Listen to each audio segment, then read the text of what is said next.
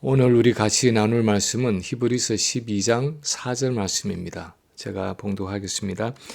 너희가 죄와 싸우되 아직 피 흘리기까지는 대항하지 아니하고 너희가 죄와 싸우되 아직 피 흘리기까지는 대항하지 아니하고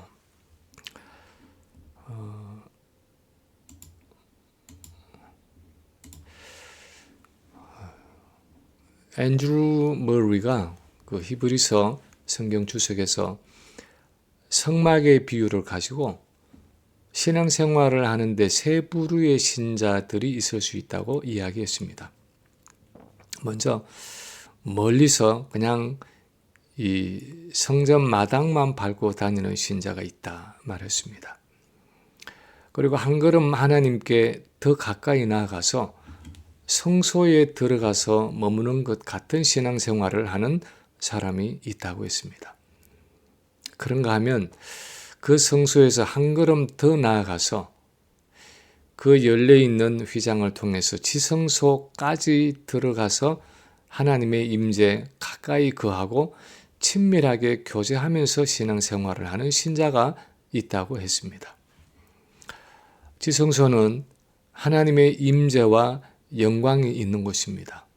하나님과 가까이 교제하면서 그분의 생명과 능력을 온전하게 공급받는 신앙생활입니다.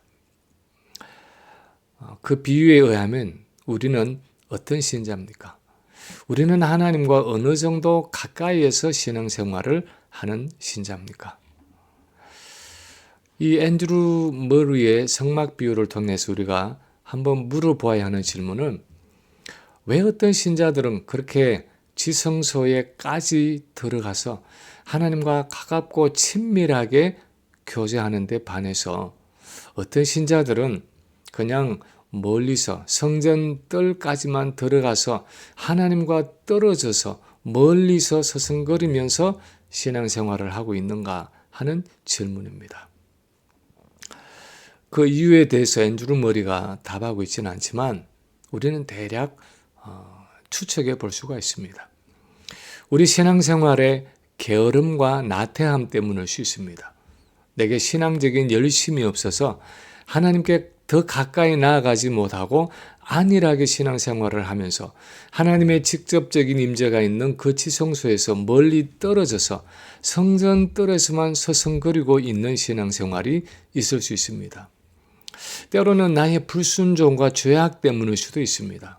매번 걸려 넘어지면서도 여전히 해결하지 못하는 죄 때문에 하나님과 세상 사이에서 양다리를 걸치고 하나님께 더 가까이 나아가지 못하고 멀찍이 떨어져서 신앙생활을 할 수 있습니다. 내게 남아있는 죄를 완전히 버려야 하나님께 가까이 나아갈 수 있는데 그것을 포기하지 못해서 하나님의 임재와 능력을 온전히 누리지 못하는 신앙생활을 할 때가 있습니다. 오늘 본문은 우리 믿음의 경주와 관련해서 이 죄에 대해서 아주 단순하고도 분명하게 말씀하고 있는 본문입니다. 우리 앞에 놓여진 이 믿음의 경주, 우리가 달려가는 이 믿음의 경주에서 피곤하여 낙심치 않기 위해서는 이 죄의 문제를 해결해야 한다고 말씀하고 있습니다.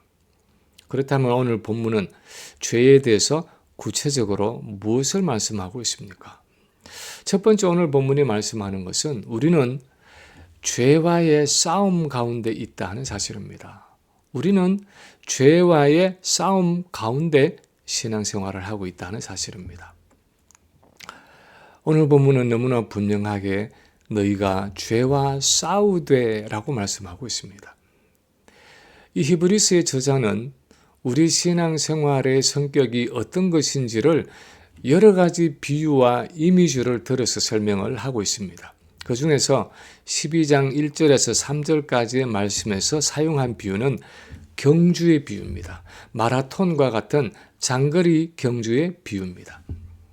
목이 타고 다리에 힘이 빠져서 후들거리고 호흡이 힘들어지는 그 긴 달리기에서도 마지막까지 인내하며 달려가야 하는 그 장거리 경주가 바로 우리가 임해 있는 이 신앙 생활이라는 것입니다. 그런데 이 장거리 경주는 사실 그냥 우리 혼자서 하는 경주입니다. 그냥 혼자서 잘 참아내고 인내하면서 자기를 잘 조절하고 절제해서 끝까지 꾸준하게 달려가면 되는 성격의 경주입니다. 물론 그 중간중간에 울퉁불퉁한 지면을 달려야 하는 구간도 있고 때로는 오르막도 있고 때로는 내리막도 있어서 장애물과 같은 것들을 피해가야 하는 어려움도 있긴 하지만 어디까지나 그것은 경기하는 선수가 잘 분별해서 조절하고 피해가면 되는 성격입니다. 그런데 오늘 본문에서 저자가 거기다가 덧붙이고 싶은 내용은 우리 신앙생활은 그 이상이라는 것입니다. 아무도 나를 건드리지 않는 아주 신사적이고 나 혼자의 최선으로 승리를 이루어낼 수 있는 장거리 경주 정도가 아니라 이 신앙생활에는 의도적으로 나를 공격하고 나를 넘어뜨리고 나를 실패하게 하는 대적이 있다는 사실입니다. 그것이 바로 죄라는 것입니다. 우리는 베드로전서와 같은 말씀에서 우리 대적 마귀가 우는 사자같이 두루다니며 삼킬 자를 찾고 있다는 말씀을 잘 알고 있습니다. 베드로나 바울도 그렇지만 이 히브리서 기자도 죄라는 것을 그냥 내가 잘못했다 또는 내가 하나님의 율법을 어겼다 또는 하나님께 불순종했다 하는 정도가 아니라 내가 끊임없이 싸워야 하고 살아남기 위해서는 내가 이겨야 하는 인격적이고 영적인 하나의 세력으로 묘사하고 있을 때가 많습니다. 그래서 오늘 본문에서도 너희가 피 흘리기까지 죄와 싸우지 않았다 하고 말씀하고 있습니다. 왜냐하면 실제로 이 죄라는 것은 사단이라는 인격적인 존재를 배후로 하는 보이지 않는 거대한 영적인 세력이기 때문입니다. 사단과 세상과 우리 안에 있는 육신이 함께 공모해서 우리를 하여금 끊임없이 하나님을 불순종하게 하고 이 믿음의 경주에서 넘어지고 실족해 하기 때문입니다. 그래서 성경은 우리 신앙생활의 본질을 영적인 전쟁이라고 표현하는 것을 우리가 잘 알고 있습니다. 우리가 신앙생활에서 지치고 피곤해지고 낙심케 되는 이유 중 하나는 우리가 하고 있는 이 신앙생활이 영적인 전쟁이라는 사실을 잊어버리기 때문입니다. 우리를 끊임없이 공격하는 죄와의 전쟁 중에 있다 하는 사실을 기억하지 않기 때문입니다. 지금은 위기 상황이 그래도 거의 다 수습이 된 상태이지만 한 6개월 전 10월 7일에 작년 10월 7일에 하마스가 이스라엘을 기습 공격해서 1200명 이상의 사람들을 죽이고 250명 이상의 사람을 인질로 잡아갔을 때 그래서 이스라엘이 전쟁을 선포하고 하마스는 물론이고 레바논의 헤즈볼라나 예멘의 무슨 후티 반군으로부터 공격을 받고 주변의 아랍 국가들로부터 공격을 받을 수 있는 그 전면전의 위기에 있었을 때에 이스라엘의 그 시가지의 모습을 취재한 어떤 뉴스를 보았는데 일반 시민들이 전쟁 때 사용하는 총을 한 자루씩 가지고 거리를 다니고 있었습니다. 그것도 젊은 여성들이 쇼핑백이 아니라 총을 백팩처럼 어깨에다가 메고 쇼핑도 하고 버스를 타기도 하고 거리를 걸어 다니면서 볼일을 보고 있었습니다. 미국과 같은 전시 상황이 아닌 나라에서는 상상도 할 수 없는 일인데 이스라엘과 같이 전면전을 선포하고 전쟁 중에 있는 나라에서는 병력 의무의 연령층에 있는 모든 젊은이들은 남자나 여자나 할 것 없이 언제 적군이 나타나도 바로 전투에 임할 수 있도록 총과 총탄을, 실탄을 몸에 지니고 일상생활을 하는 것입니다. 그런데 우리 신앙생활이 바로 그런 성격의 삶이라는 것입니다. 우리는 지금 평화로운 민간인의 삶이 아니라 죄와의 전면전이 벌어져 있는, 그래서 죄의 세력이 언제 기습 공격을 해올지 모르는 전시 상황에서 일상의 삶을 살아가고 있는 군인들이라는 것입니다. 그것이 우리 신앙의 우리 신앙생활의 영적인 본질이라고 오늘 본문이 말씀하고 있습니다. 그래서 두 번째 오늘 본문에 또한 말씀하는 것은 우리는 이 죄를 대항하고 싸워야 한다는 것입니다. 죄와의 전면전 가운데 있을 뿐 아니라 그래서 우리는 이 죄를 대항하고 싸워야 한다는 것입니다. 오늘 본문에 보면 너희가 죄와 싸우되 아직 피 흘리기까지는 대항하지 아니하고 라고 말씀하고 있습니다. 다시 말하면 죄는 싸워야 하는 대상이고 피 흘리기까지 대항해야 할 존재라는 것입니다. 어떤 분들은 그렇게 말할는지 모릅니다. 아니, 죄는 당연히 싸워야 할 대상이죠. 당연히 대상해야 할 대상이죠. 대항해야 할 대상이죠. 근데 문제는 실제 생활에서 그렇게 하지 않을 때가 너무나 많다는 것입니다. 예전에 아이들을 키울 때 한 아이가 방과 후에 학교 행사가 있어서 참석한다고 하고는 친구 집에 놀다가 저녁 늦게 들어온 적이 있었습니다. 거짓말한 것이 탄로가 나서 야단을 쳤더니 이 아이가 한다는 말이 아빠, everybody lies once in a while. 아빠, 모든 사람들이 어쩌다가 한 번씩은 다 거짓말을 해요. 그게 뭐 그렇게 큰일이에요 하면서 억울하다는 식으로 변명한 적이 있었습니다. 거짓말 정도는 보통 다 하면서 살아간다는 것입니다. 약간의 죄는 대부분 다 지으면서 살아간다는 것입니다. 죄라는 것은 너무 심하지만 않으면 적당하게 지으며 살아도 괜찮다는 논리입니다. 그런데 사실 우리도 그러고 살아갈 때가 있습니다. 그럴 때가 많습니다. 친구까지는 아니겠지만 죄를 가까이 놓고 살아갈 때가 많습니다. 어느 정도는 같이 동반할 수밖에 없다고 생각합니다. 아니, 때로는 내가 필요하면 잠시 즐기고 누릴 수 있도록 손쉬운 곳에 대기시켜 놓고 살아가는 것도 한 방법이라고 생각합니다. 사실 구약의 그 이스라엘 백성들의 우상 숭배가 그랬습니다. 그들이 하나님을 버린 것이 아니었습니다. 절기에나 안식일에는 예루살렘 성전에 올라가서 제사를 드리고 예물을 드렸습니다. 언약 백성으로서 하나님에 대한 책임과 의무를 다했습니다. 그렇지만 때에 따라서는 간혹씩 산당이나 신전에서 우상을 섬겼습니다. 다른 민족의 신들에게 제사를 드리고 분향을 하기도 했습니다. 삶에서 우상을 완전히는 제거하지 않았습니다.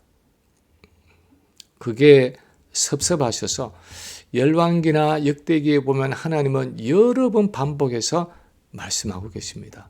아무개 왕은 그의 아버지 아무개 왕의 행위대로 여호와 보시기에 정직히 행하였으나 오직 산당을 제거하지 아니하였으므로 백성들이 여전히 그 산당에서 제사를 드리며 분향하였더라. 그런데 오늘 본문도 그렇고 성경 전체가 가르치는 것은 죄는 대항해야 하고 싸워야 할 대상이라는 것입니다. 죄를 품고 우상 숭배를 하면서는 거룩하신 하나님을 절대로 섬길 수 없다는 것입니다. 왜 그렇습니까? 왜 죄를 적당한 거리에 두고 간혹씩 함께 지낼 수가 없는 것입니까? 왜냐하면 성경이 가르치는 죄는 가장 근본적으로 하나님에 대한 불순종이기 때문입니다. 하나님의 말씀에 대한 불순종이고 하나님 자신에 대한 반역이기 때문입니다.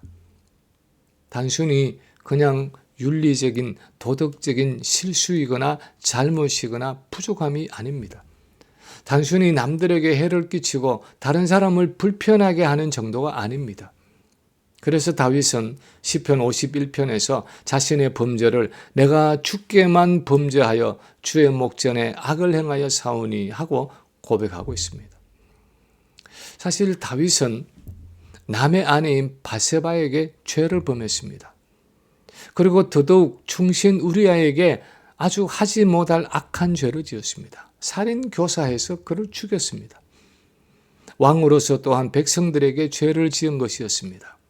그러나 가장 본질적으로 다윗의 죄는 하나님의 말씀에 불순종한 것이었습니다. 그것은 하나님께 대한 불순종이고 반역이었습니다. 그런데 어떤 죄이든지 죄는 가장 1차적으로 본질적으로 하나님께 대한 불순종이라는 것입니다. 그러므로 내가 죄를 버리지 않고 죄를 저항하지 않고 죄와 싸우지 않고 있으면서 예수를 믿고 있고 하나님을 섬기고 있다는 것은 사실상 어불성설입니다. 말이 안 되는 것입니다. 그것은 모순이고 역설입니다. 왜냐하면 하나님이 우리를 구원하신 목적이 바로 우리를 죄에서 구원하는 것이기 때문입니다.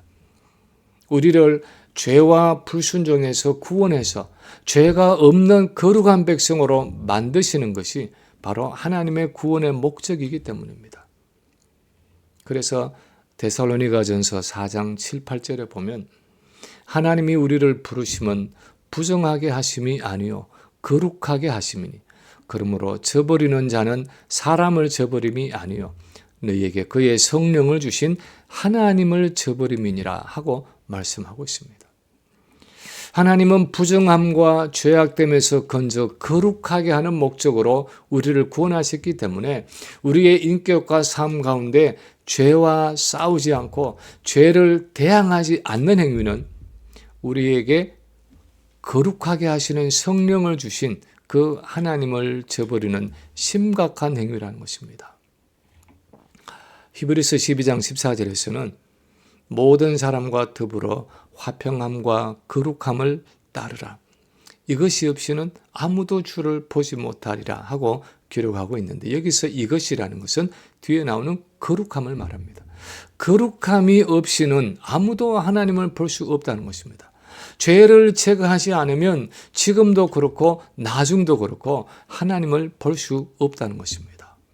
그러므로 우리의 삶에서 죄를 저항하지 않고 죄와 싸우지 않는다는 것은 그리스도인으로서 우리의 정체성을 부인하는 것이고 우리의 구원을 부정하는 행위라는 것입니다.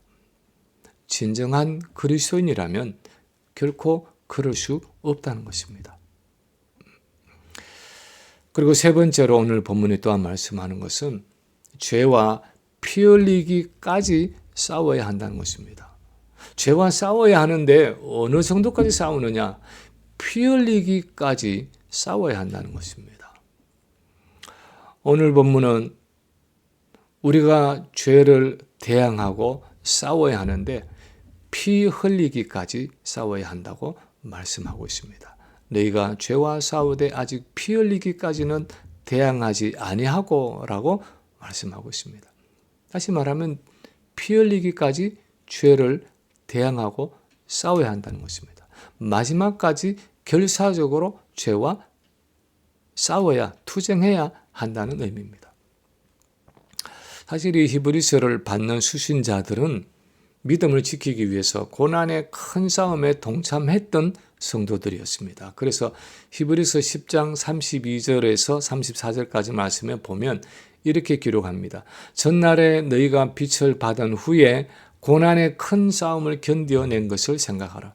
혹은 비방과 환난으로서 사람에게 구경거리가 되고 혹은 이런 형편이 있는 자들과 사귀는 자가 되었으니 너희가 갇힌 자를 동정하고 너희 소유를 빼앗기는 것도 기쁘게 당한 것은 더 낫고 영구한 소유가 있는 줄 알미라.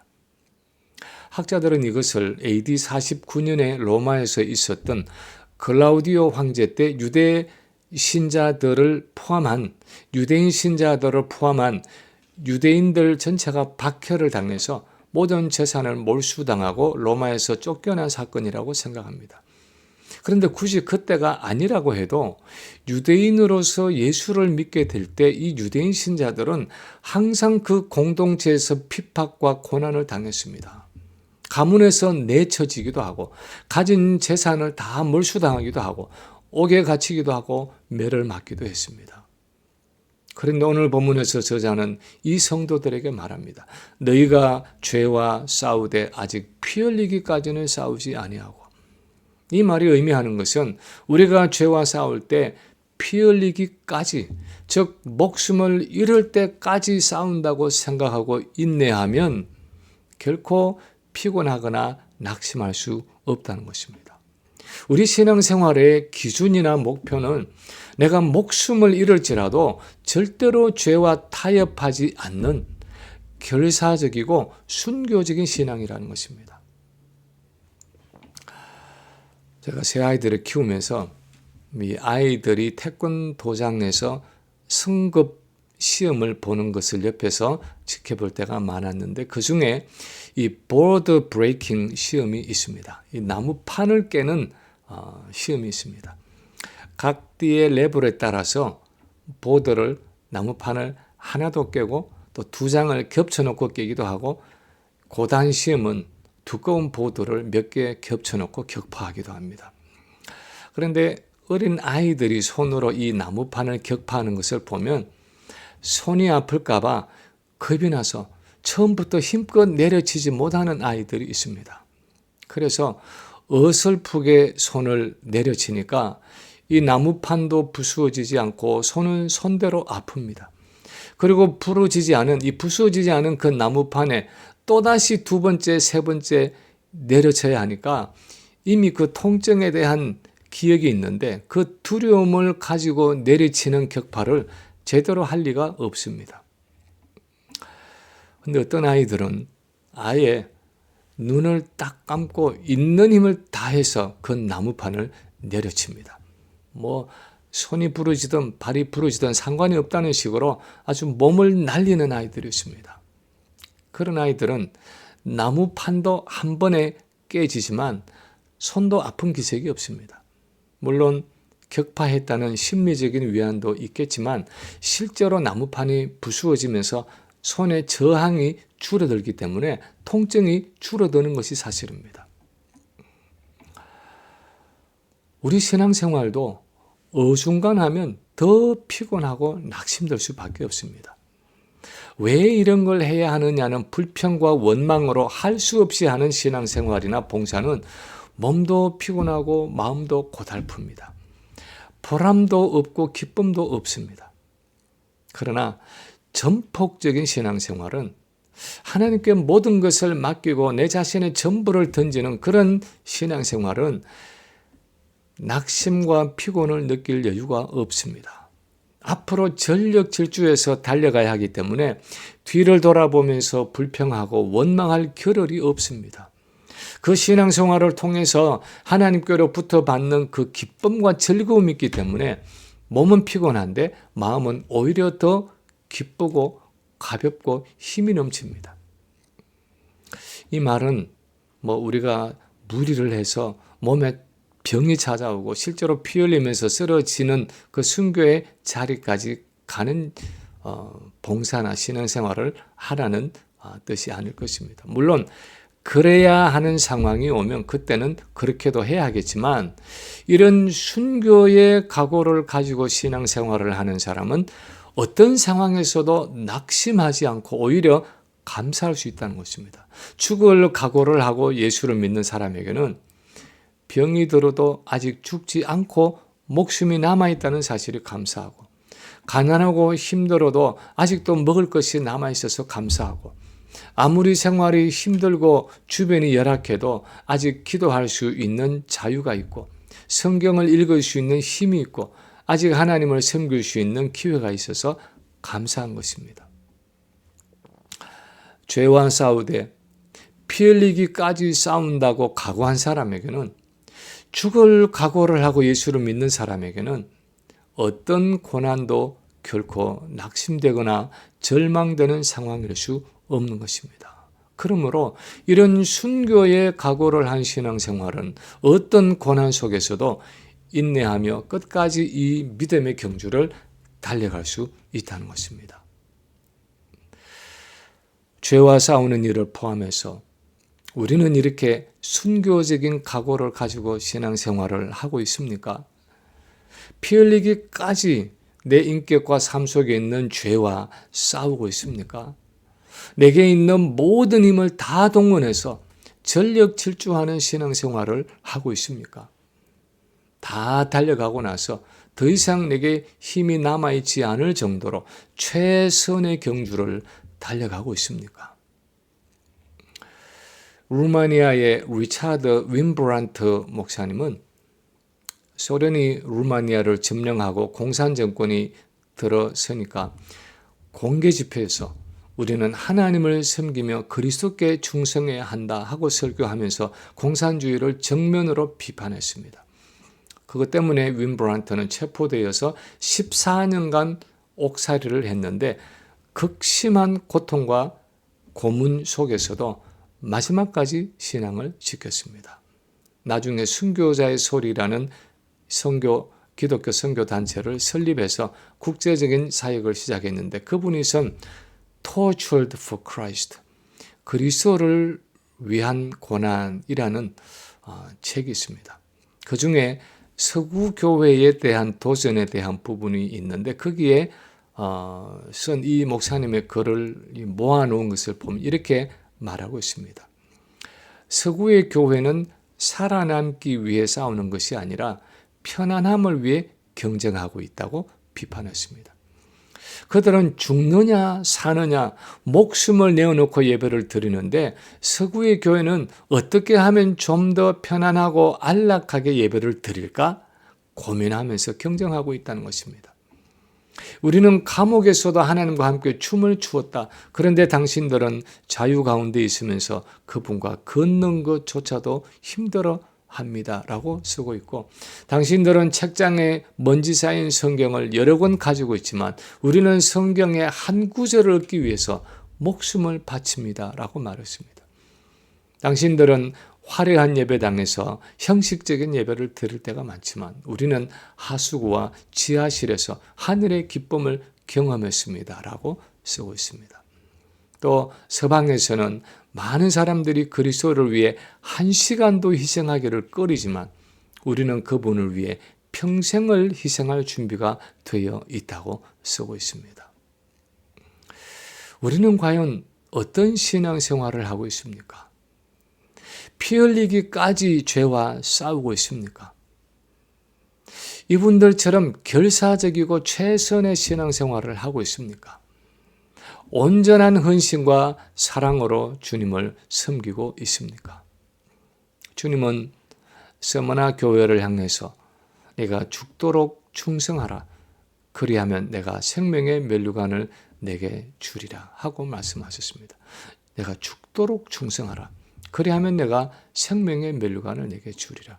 이것은 그 당시 교회뿐 아니라 오늘날 우리 모든 교회를 향한 말씀입니다.